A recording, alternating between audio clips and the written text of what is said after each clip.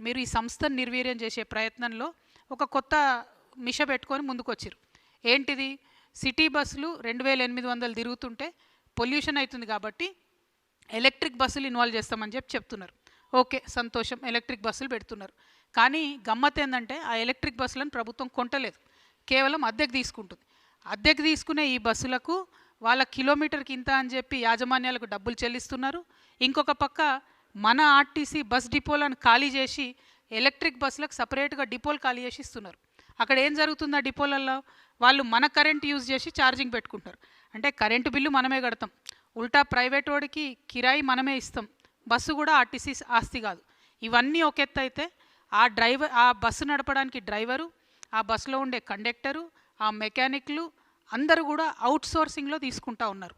అంటే వాళ్ళు మన పిల్లలే, అవుట్ సోర్సింగ్ ఎంప్లాయీస్ అని మాకు ఇబ్బంది లేదు. కానీ వారు ఆర్టీసీ ఎంప్లాయీస్ అయితే ఒక బరువు ఉంటుంది, ఒక బాధ్యత ఉంటుంది, ఒక ట్రైనింగ్ ఉంటుంది, ఒక రెస్పాన్సిబిలిటీ ఉంటుంది. అది లేకుండా అవుట్ సోర్సింగ్లో తీసుకున్నారు. మొన్న దుగ్గు రాజేంద్ర అనే చెప్తున్నారు, ఒక కండక్టర్ కరీంనగర్లో ఎక్కిండట అవుట్ సోర్సింగ్లో తీసుకున్న పిల్లాడు, హైదరాబాద్కి వచ్చే లోపల 9000 రూపాయలు పైసలు వసూలైతే ఆ 9000 పట్టుకొని వాడు మధ్యలో దిగి వెళ్ళిపోయాడు. అడిగేటోడు ఎవరు దిక్కులేడు. అంటే బాధ్యత ఉండదు బేసిక్గా, బయట నుండి అవుట్ సోర్స్ నుంచి తీసుకుంటే. వాళ్ళ ఆర్టీసీ ఎంప్లాయీస్ అయితే బాధ్యత ఉంటుంది. ఈ విషయాలు మరి రవాణా శాఖ మంత్రి పొన్నం ప్రభాకర్ గారికి నేను ప్రత్యేకించి గుర్తు చేస్తా ఉన్నా. ఎందుకంటే అసెంబ్లీ జరిగేటప్పుడు మా అన్న వాళ్ళందరూ పోతే ఆయన ఒక ఉచిత సలహా ఇచ్చిండట పొన్నం ప్రభాకర్ గారు, మంత్రులందరినీ కలవండాయా మీరు అన్నట. మరి అందరు మంత్రులను కలిస్తే ట్రాన్స్పోర్ట్ శాఖ మంత్రి తమరి దగ్గర ఎందుకు పొన్నమన్నా?